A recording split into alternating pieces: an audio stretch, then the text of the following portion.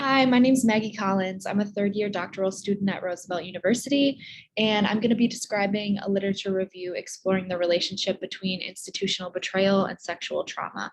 This literature review was conducted in preparation for my upcoming dissertation, and I'm just going to jump right into it. So sexual abuse remains one of the most heinous yet victim-shamed experiences. It affects us all, whether directly or vicariously through the experiences of friends, loved ones, or relatives. The likelihood that you know someone affected directly by sexual misconduct is unfortunately high. Sexual misconduct and rape specifically has been documented as part of our world history across cultures and eras, impacting all genders. However, we tend to hear most about popular cases that include high-profile offenders. Perhaps you've heard of Larry Nassar, Brock Turner, Harvey Weinstein, Brett Kavanaugh. Many of these cases included institutions and power dynamics that upheld the abuser's ability to continue abuse or escape appropriate repercussions. For the sake of past and future survivors, it's very important to explore and understand through research how institutions perpetuate harm after sexual misconduct. There's a large body of existing literature that indicates that sexual misconduct leads to a variety of mental, physical, and sexual health issues, particularly in women. According to betrayal trauma theory, severity of trauma varies depending on the level of betrayal within the survivor and perpetrator relationship, and it extends beyond the conventional belief that traumatic events are solely characterized by terror and fear. There is supporting research that says that the effects of childhood sexual abuse are significantly worse when the abuse comes from a close friend or relative, supporting betrayal trauma theory. As individuals, we also exist within a myriad of systems, some presenting more overtly than others. There are barriers associated with power dynamics that are embedded into these systems and often make it quite difficult for survivors to receive justice. Many survivors anticipate further traumatization, victim blaming, or being disbelieved if they choose to report, utilizing macro system resources such as the criminal legal system or their university reporting system. One subtype of systemic betrayal is institutional betrayal. Institutions include, but are not limited to, academic settings, universities, religious groups, the military, prisons, etc. Institutional betrayal is a systemic action or inaction from an institution that exacerbates traumatic experiences.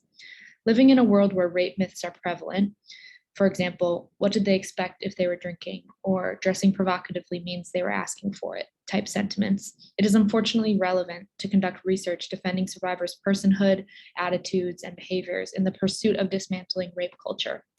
Research on institutional betrayal explores the root and perpetuating factors of rape culture. The Institutional Betrayal Questionnaire, or the IBQ, is a questionnaire designed by Smith and Freed in 2013 to measure this exact construct. The authors have since adapted this questionnaire into several other uses depending on the setting and constructs involved, but in their original study, sampling women in a university setting, they found that about half the participants who endorsed unwanted sexual experiences reported at least one form of institutional betrayal. Interestingly, they found that participants reported more institutional betrayals leading up to the sexual misconduct than institutional betrayals after the fact. In a related study, the authors explored the nature of the relationship between institutional betrayal and both dissociation and health problems in this same sample, and the results suggested that institutional betrayal is associated with health problems and dissociation, even when controlling for individual betrayal trauma exposure. Rosenthal, Smith, and Freed explored the relationship between sexual harassment experiences, re-victimization, and institutional betrayal in a 2016 study with a sample of graduate students. They found that, similar to previous research, that female graduate students faced higher rates of sexual harassment from students and faculty than their male counterparts. And additionally, sexual harassment from faculty or staff was the main significant predictor of institutional betrayal among the sample. Monteith et al. In a 2016 study explored self-reported perceptions of institutional betrayal among veterans who experienced military sexual trauma, or MST. They found that veterans perceived the military institution as perpetuating MST by creating an environment which it seemed common and likely to occur, without proactively preventing it. Participants also perceived difficulty reporting due to the expectations of inadequate responses from the military institution. Additionally, the participants who experienced MST reported a sense of devaluation and challenges maintaining continued membership after the fact. The existing literature suggests that institutional betrayal seems to affect women and minorities the most. Tillman et al. Explored what disparities Black college students might face regarding sexual assault and reporting on college campuses.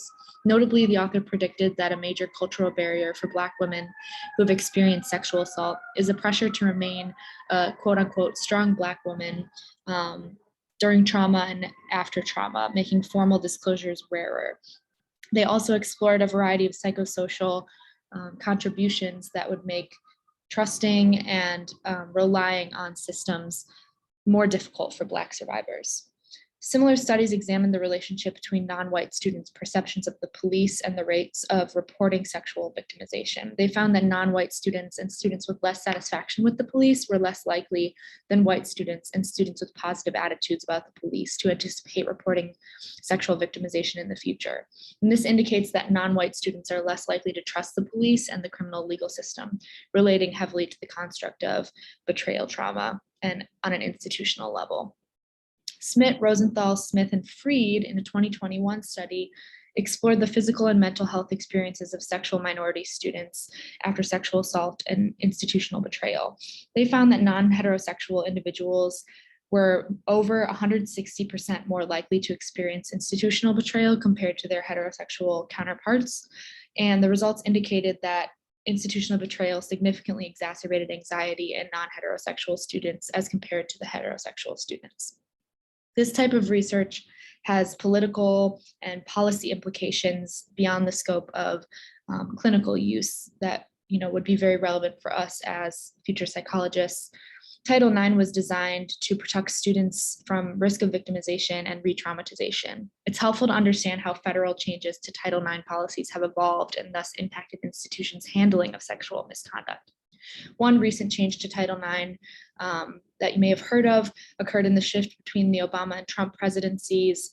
In 2020, Betsy DeVos of the Trump administration implemented 5 major changes and guidelines for sexual misconduct cases under Title IX. All 5 changes listed on the poster here make it more difficult for survivors to navigate the institutional process of receiving justice.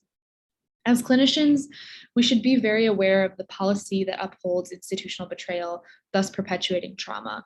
It's important to understand this literature because it expands on the idea that trauma is more than a discrete event as listed in the DSM, but rather a complex phenomenon influenced by systemic factors as well. Sexual misconduct is a public health issue, and as clinicians, we should be very aware of the nuances in the victim-survivor experience. I hope you enjoyed my presentation, and future research recommendations are listed on the poster.